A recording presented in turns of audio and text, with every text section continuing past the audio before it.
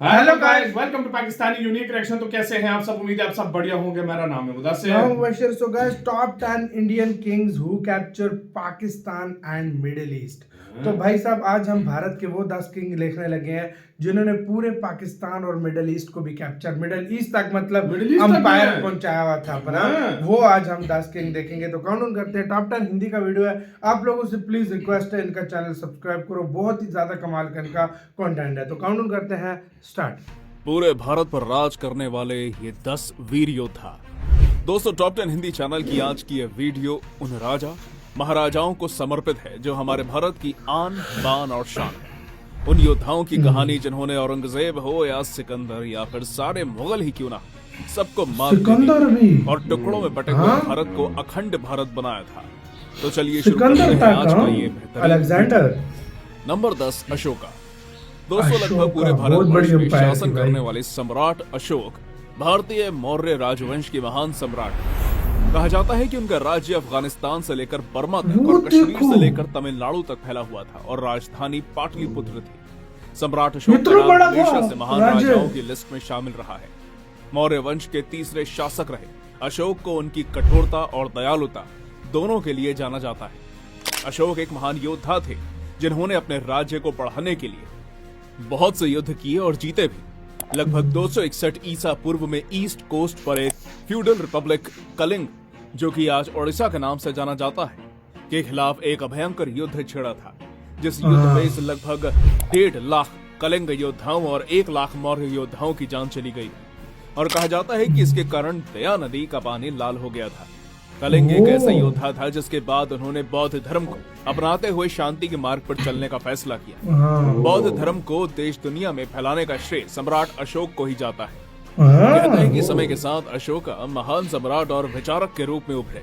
दिग्विजय की जगह धम्म विजय को अपनाया। उन्होंने आम लोगों का सम्राट बनने पर जोर दिया और इसमें सफल भी रहे।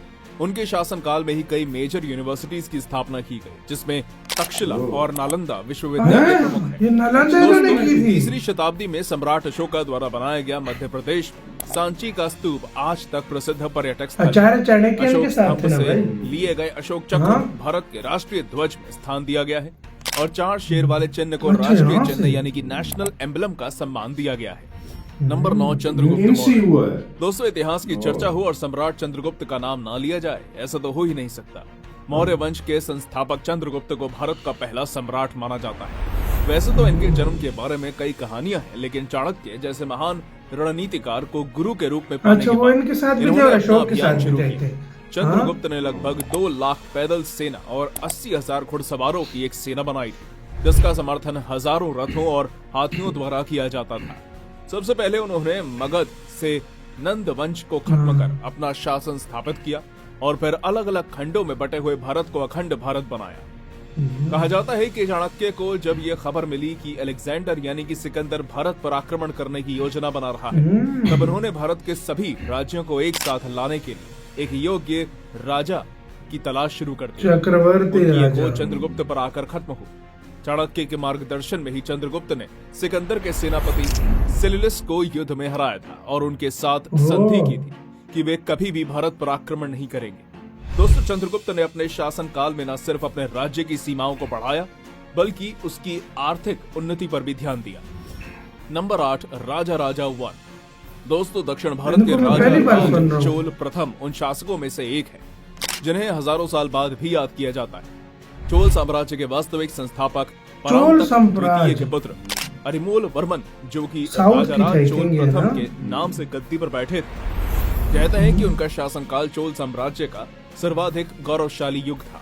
आज भी चोल राजवंश की जड़ें तमिल लोगों में दिखाई देती है और इसका इतिहास 3री शताब्दी ईसा पूर्व तक जाता है। जब राजाराज सत्ता में आए तो राज्य को भारत में पांड्या, चेर साम्राज्य और श्रीलंका में सिंहल के विरोध का सामना करना पड़ा। राजराज ने अपनी अनेकों जीत के कारण एक छोटे से चोल उन्होंने न सिर्फ अपने साम्राज्य को बढ़ाया, बल्कि उनके शासनकाल में बहुत से मंदिरों का भी उन्होंने दक्षिण में अपना शासन बनाया और अपना प्रभाव श्रीलंका तक फैलाया। यही नहीं, बल्कि हिंद महासागर के व्यवसायिक समुद्र मार्गों पर चोला वंश का ही राज चलता था और उनकी अनुमति के बिना यहाँ कोई व्यापार नहीं कर सकता था। राजा राज ने 100 से ज्यादा मंदिर बनवाए, जिनमें से सबसे प्रसिद्ध और ऐतिहासिक है तंजौर का शिव मंदिर, जो यूनेस्को द्वारा वर्ल्ड हेरिटेज साइट घोषित किया जा चुका है। नंबर 7, पृथ्वीराज चौहान, भारत के एक ऐसे महान राजा जिनका नाम सुनकर मुगल कांप उठते थे। जी हाँ दोस्तों, पृथ्वीराज चौहान को भारत का अंतिम हिंदू सम्राट माना जाता है। उन्हें राय पिथौरा के नाम से भी जाना जाता है। अजमेर के साथ साथ दिल्ली के साम्राज्य पर भी राज करने वाले पृथ्वीराज चौहान अपनी युद्ध कुशलता के लिए जाने जाते हैं। बात करें अजमेर के शासन की, तो ये उन्हें अपने पिता सोमेश्वर चौहान की मृत्यु के बाद मिला था। लेकिन दिल्ली का उनके नाना ने और उस समय दिल्ली में शासन कर रहे अनंगपाल ने घोषित किया था।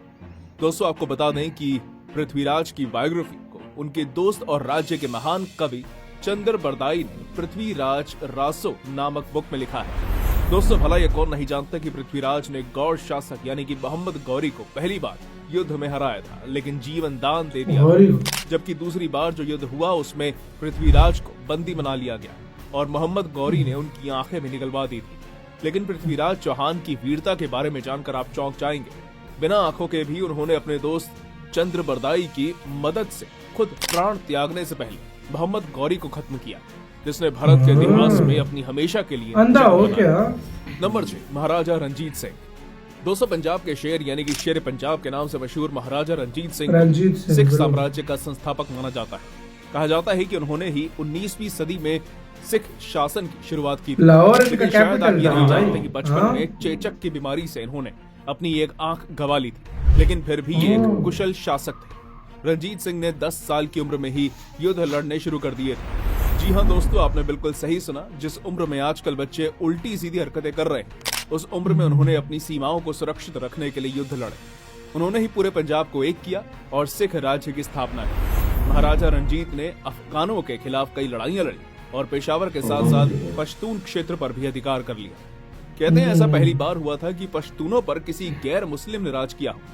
दोस्तों महाराजा रंजीत सिंह ने अपनी सेना को लड़ाई की खास टेक्निक सिखवाई, जिसमें मार्शल आर्ट्स भी शामिल थे। पश्तून और सिख बहुत बड़े वॉरियर माने जाते हैं। कहा जाता है कि सिंहासन पर बैठने के बाद भी उन्होंने कभी राज मुकुट नहीं पहना, क्योंकि सिख धर्म में भगवान के सामने सबको एक बराबर माना जाता है। सबसे दिलचस्प बात यह है कि दुनिया का नायाब कोहिनूर हीरा कभी महाराज रंजीत सिंह के खजाने का हिस्सा हुआ करता था।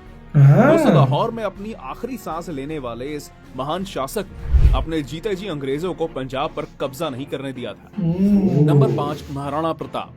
दोस्तों आज भी अगर कोई घोड़ा पालता है तो उसे चेतक जरूर कहकर बुलाता है। लेकिन क्या आप जानते हैं ऐसा क्यों?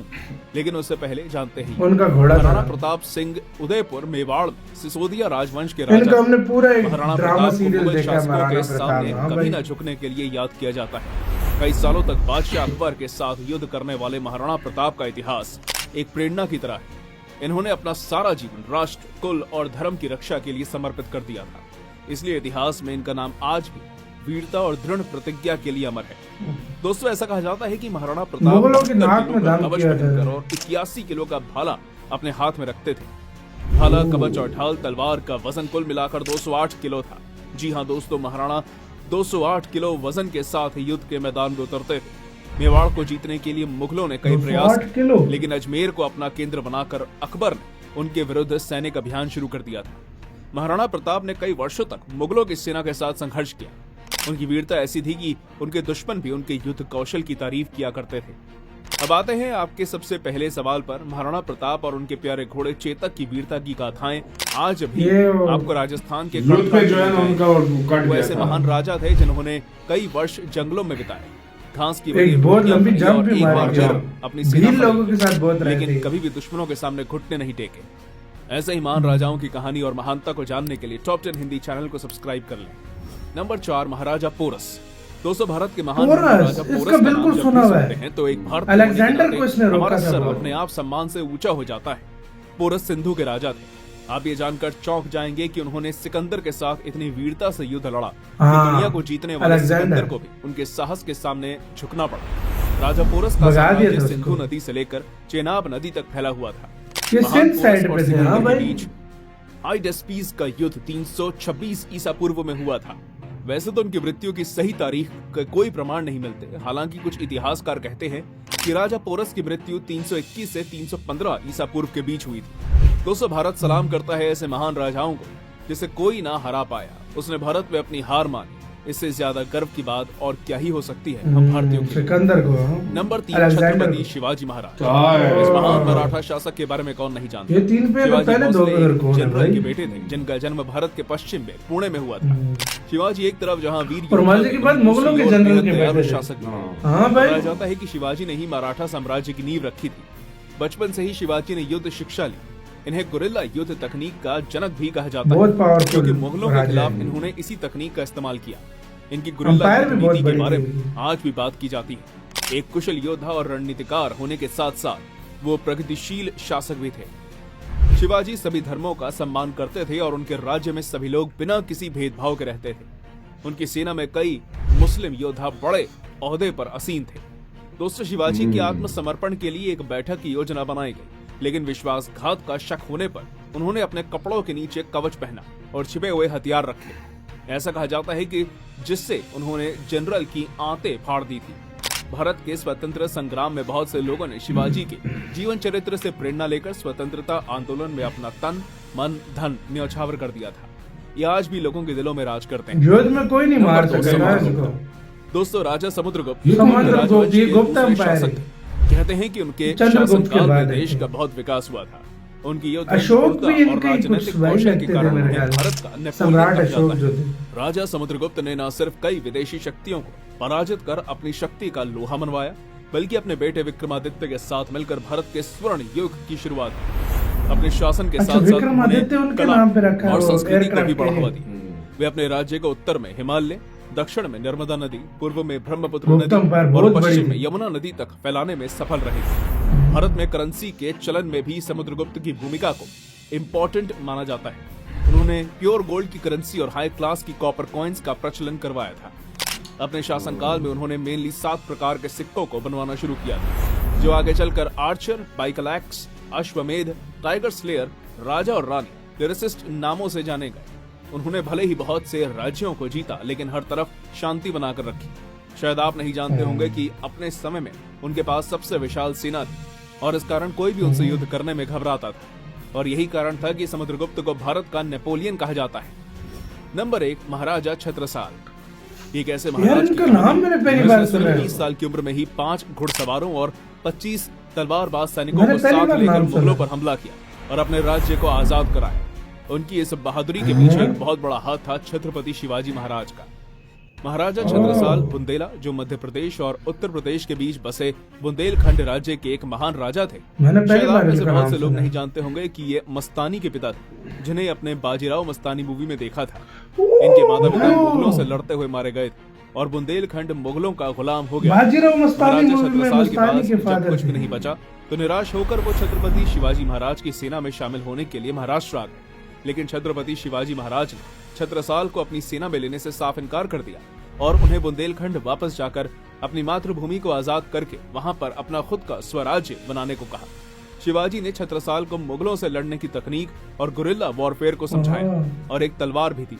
इस मुलाकात सारा से मतलब महाराजा छत्रसाल शिवाजी काफी महाराज का इंस्पायर इतिहास हुए था भाई। और वो अपने 30 हाँ सैनिकों भाई। को लेकर बुंदेलखंड लौट गए, जहां पर उन्होंने मुगलों को हराकर अपनी मातृभूमि को आजाद कराया। फिर उन्होंने अपनी विशाल सेना भी संगठित की।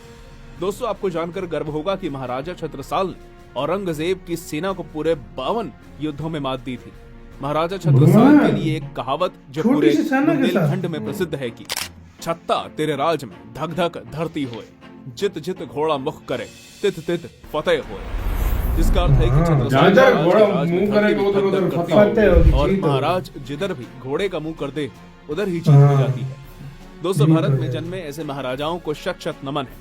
अगर आपको हमारी ये वीडियो सच में यार इसी साथ ये थे वो महाराज जिन्होंने पाकिस्तान तो चलो एक सही ऐसा मान था, लो, ऐसा था, लेकिन हाँ। पूरा मिडिल ईस्ट से लेकर भाई यहाँ से इधर आके इंडोनेशिया था, कंबोडिया था, कंबोडिया, मलेशिया था, श्रीलंका, अभी भी उधर मंदिर क्यों है? श्रीलंका, हाँ, हाँ। श्रीलंका मंदिर उधर क्यों है भाई? उधर तक अंपायर फैलाई थी, अंपायर फैलाई थी, वहां से उधर तक और अफगानिस्तान अफगानिस्तान हो गया, मिडिल ईस्ट हो गया भाई, कहाँ कहाँ तक अच्छा, अंपायर मैंने एक फैलाई बात थी। नोट की है हाँ। कितने बहादुर योद्धा थे सारे, कितने बहादुर योद्धा आए हैं।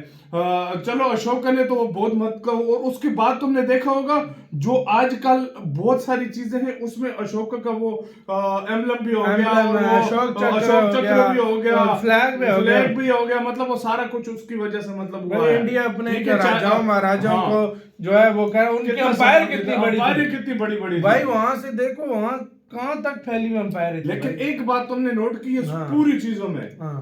सबसे बड़ी बात ये, इतने दिलेर, इतने योद्धा राजा और महाराजा थे सारे, लेकिन अपनों की गद्दारी की वजह से उनको गद्दारियां बहुत हुई, अपनों की गद्दारी की वजह से बात शिकस्त हुई है। उनको। लेकिन यार मजा है गाइस। आपका इनमें से फेवरेट राजा कौन सा है जिसको आप अपना आइडल इंस्पिरेशन मानते हो? कमेंट में बताना। अपना बहुत ज्यादा ख्याल रखना तो है।